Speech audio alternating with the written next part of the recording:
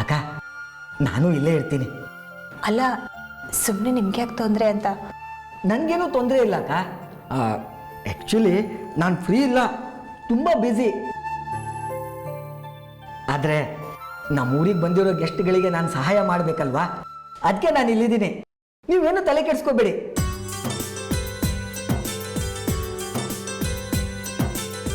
ನಿಮ್ಗೊಂದು ಮಾತು ಕೇಳಲ್ಲ? ಕೇಳಿ ಅಕ್ಕ. ಮೇಘ್ನಾ ಮತ್ತೆ ಮಧುರ ಹೇಗೆ ಪರಿಚಯ ನಿಮಗೆ?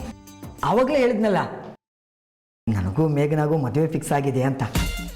ಇಲ್ಲಿ ನೋಡಿ ರಿಂಗು. ಮರ್ತೇ ಬಿಟ್ಟಿದೆ. ಪರವಾಗಿಲ್ಲ ಬಿಡಿ ಅಕ್ಕ, ಮದುವೆ ಆಗೋ ಹುಡುಗಿನೇ ನನ್ನ ಮರಿತಾ ಇದ್ದಾಳೆ. ಇನ್ನು ನೀವು ಮರ್ತಿದ್ರಲ್ಲಿ ಏನು ತಪ್ಪಿಲ್ಲ ಬಿಡಿ. ಏನು ಹೇಳಿದ್ರಿ? ನಂಗೆ ಅರ್ಥ ಆಗಲಿಲ್ಲ. ಅಕ್ಕ, ಅದು ನನಗೆ ನಿಮ್ಮಿಂದ ಒಂದು ಸಹಾಯ ಆಗಬೇಕು ಅಕ್ಕ. ಸಹಾಯನಾ? ಏನು ಹೇಳಿ? ಅದು ಏನಿಲ್ಲ, ಮೇಘನಾನ ನನ್ನ ಜೊತೆ ಮದುವೆ ಆಗೋಕೆ ಒಪ್ಪಿಸ್ಬೇಕು ಅಕ್ಕ. ನೀವು ಹೇಳಿದ್ರೆ ಖಂಡಿತ ಒಪ್ತಾಳೆ. ನಾನು ಅವಳನ್ನ ತುಂಬ ಪ್ರೀತಿ ಮಾಡ್ತಾ ಇದ್ದೀನಿ. ಅಯ್ಯೋ, ಮೂರ್ತಿ ಮಾವ ನಿಮ್ಮ ಮದುವೆಗೆ ಒಪ್ಕೊಂಡಾಗಿದೆಯಲ್ಲ, ನೀವ್ಯಾಕೆ ಯೋಚನೆ ಮಾಡ್ತೀರಾ? ನಿಮ್ಮ ಮದುವೆ ಆದಾಗೆ, ನೀವೇನು ತಲೆ ಕೆಡಿಸ್ಕೋಬೇಡಿ. ಅಲ್ಲ ಅಕ್ಕ, ಮಾವ ಏನೋ ಒಪ್ಕೊಂಡಿದ್ದಾರೆ, ಆದರೆ ಈ ಮೇಘನಾನೆ ನಾನು ಕಂಡ್ರೆ ಸಿಡ್ಕು ಬೀಳ್ತಾಳೆ. ಮೊದಲು ಹಾಗೆ, ಆಮೇಲೆಲ್ಲ ತಾನಾಗೆ ಸರಿ ಹೋಗುತ್ತೆ. ಇಲ್ಲ ಅಕ್ಕ, ಮೇಘೋಗಿ ನನ್ನ ಕಂಡ್ರೆ ಇಷ್ಟನೇ ಇಲ್ವಂತೆ. ಆದರೆ ನಿಮ್ಮ ಮಾತು ಕೇಳ್ತಾಳೆ ಅಕ್ಕ ಅವಳು. ನೀವು ಅಂದರೆ ಗೌರವ ಅವಳಿಗೆ. ಅಯ್ಯೋ, ಹಾಗೆಲ್ಲ ಏನೂ ಇಲ್ಲಪ್ಪ. ಇಲ್ಲ ಅಕ್ಕ, ನೀವು ನನ್ನ ಅಕ್ಕನ ಥರ. ಒಂಚೂರು ಮೇಘನಾಗ ಬುದ್ಧಿ ಹೇಳಿ ನನ್ನ ಜೊತೆಗೆ ಮದುವೆ ಆಗೋಕೆ ಹೇಳಿ ಅಕ್ಕ, ಪ್ಲೀಸ್ ಅಕ್ಕ. ನನ್ನ ಪ್ರಯತ್ನ ನಾನು ಮಾಡ್ತೀನಪ್ಪ. ಅಬ್ಬಾ, ಪ್ರಯತ್ನ ಮಾಡ್ತೀನಿ ಅಂತ ಹೇಳಿದ್ರಲ್ಲ, ಇನ್ನು ನನ್ನ ಕೆಲಸ ಆದಾಗೆ. ನಿಮ್ಗೇನೋ ಅಭ್ಯಂತರ ಇಲ್ಲ ಅಂದರೆ ನಾನು ಸ್ವಲ್ಪ ಆಚೆ ಹೋಗಿ ಬರ್ತೀನಿ, ನೀವಿಲ್ಲೇ ಕೂತಿರ್ತೀರಾ? ಅಯ್ಯೋ ಅಕ್ಕ, ಧಾರಾಳವಾಗಿ ಹೋಗಿ ಬನ್ನಿ, ನಾನು ಇಲ್ಲೇ ಇರ್ತೀನಿ. ನೀವು ಏನು ತಲೆ ಕೆಡಿಸ್ಕೋಬೇಡಿ, ಹೋಗಿ ಬನ್ನಿ ಅಕ್ಕ.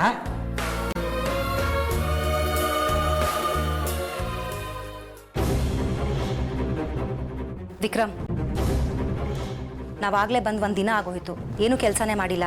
ಮಾಡೋಣ, ಬಂದಿರೋದೇ ಅದಕ್ಕಲ್ವಾ. ವಿಕ್ರಮ್, ಎಲೆಕ್ಷನ್ಸ್ ಹತ್ರ ಬಂತು, ಅಷ್ಟು ಈಸಿಯಾಗಿ ತಗೋಬೇಡ. ಮುಂಚಿನ ಥರ ಇಲ್ಲ ಇವಾಗ.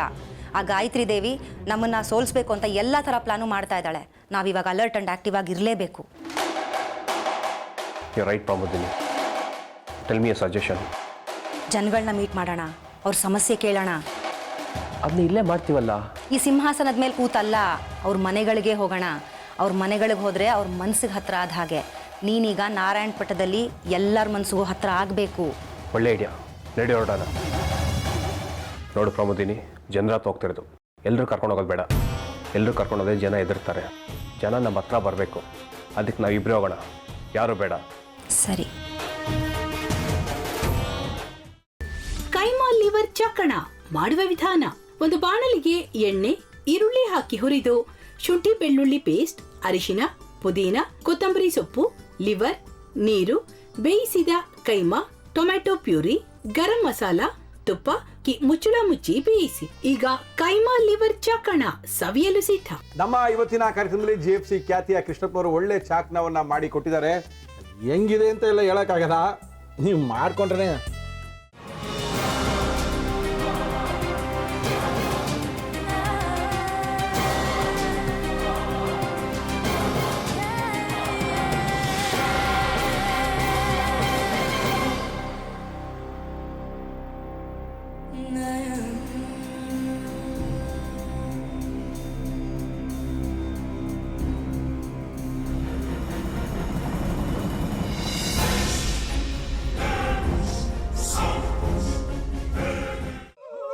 ಎಟ್ಟಿ ತಕೊಳಕ್ ಬಂದವ್ರನ್ನ ಸುಮ್ಮನೆ ಬಿಡಲ್ಲ, ರೂಮ್ ಕರ್ಕೊಂಡೋಗಿ ಸಾಯಿಸ್ಬಿಡ್ತದೆ.